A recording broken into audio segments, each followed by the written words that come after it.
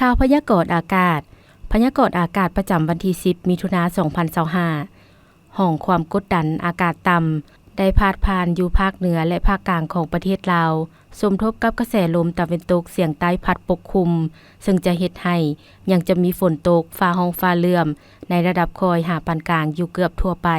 และจะตกหนักพร้อมมีลมพัดแรงอยู่บางท้องถิ่นในแต่ละภาคพยากรณ์อากาศแต่เวลา 7 โมงของวันที่10มิถุนายน2025หาเวลา 7 โมงของวันที่11มิถุนายน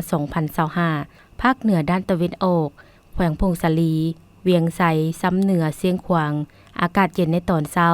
และจะมีฝนตกฟ้าห้องฟ้าเหลื่อมในระดับคอยหาปานกลางและจะตกหนักอยู่บางท้องถิ่นพร้อมมีลมพัดแรงเป็นบางโอกาส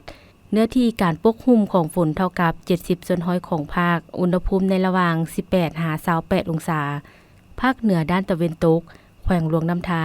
บ่อแก้วอุดมไซหลวงพระบางไชยบุรีอากาศร้อนพร้อมจะมีฝนตกฟ้าห้องฟ้าเหลื่อมในระดับคอยหาปานกลางและจะตกหนักอยู่บางท้องถิ่น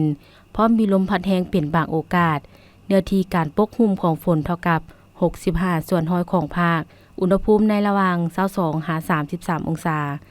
นครหลวงเวียงจันทน์อากาศร้อนพร้อมจะมีฝนตกฟ้าห้องฟ้าเหลื่อมในระดับคอยหาปานกลางและจะตกหนักอยู่บางบริเวณพร้อมมีลมพัดแรงเป็นบางโอกาสเนื้อที่การปกคลุมของฝนเท่ากับ60%ของภาคอุณหภูมิในระหว่าง24-34องศาภาคกลางแขวงเวียงจันทน์บริคำไสคำมวนสวรรณเขตอากาศร้อนพร้อมจะมีฝนตกฟ้าห้องฟ้าเหลื่อมในระดับคอยหาปานกลางและจะตกหนักอยู่บางท้องถิ่นพร้อมมีลมพัดแรงเป็นบางโอกาสเนื้อที่การปกคลุมของฝนเท่ากับ60%ของภาคอุณหภูมิในระหว่าง23-33องศาแขวงไส้สมบูรณ์อากาศเย็นในตอนเช้าพร้อมจะมีฝนตกฟ้าห้องฟ้าเหลื่อมในระดับคอยหาปานกลางและมีลมพัดแรงเป็นบางโอกาสเนื้อที่การปกคลุมของฝนเท่ากับ50%ของภาคอุณหภูมิในระหว่าง20-30องศาภาคใต้แขวงสารวัน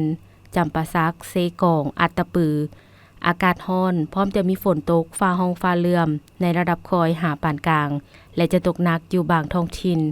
พร้อมมีลมพัดแรงเป็นบางโอกาสเนื้อที่การปกคลุมของฝนเท่ากับ70%ของภาคอุณหภูมิในระหว่าง24-33องศาสำหรับเขตภูเพียงบริเวณอากาศเย็นพร้อมจะมีฝนตกฟ้าห้องฟ้าเหลื่อมในระดับคอยหาปานกลางและจะตกหนักอยู่บางบริเวณพร้อมมีลมพัดแรงเป็นบางโอกาสเนื้อที่การปกคลุมของฝนเท่ากับ65%ของภาคอุณหภูมิในระหว่าง16-25องศา